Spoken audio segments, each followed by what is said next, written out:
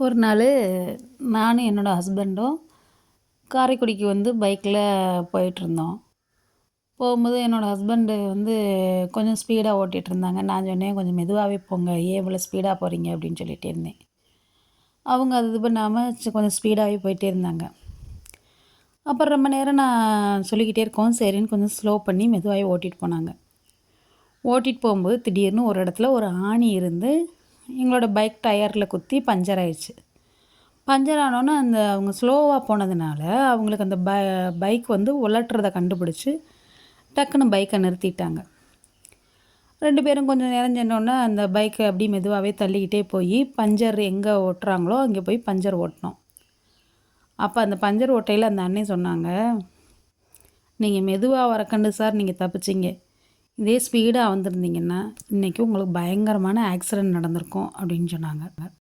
அதனால் பைக் ஓட்டுற யாராக இருந்தாலும் கொஞ்சம் பைக் வந்து உங்களுடைய கண்ட்ரோலுக்குள்ள இருக்க மாதிரியே ஓட்டுங்க. அதுதான் உங்களுக்கு நல்லது.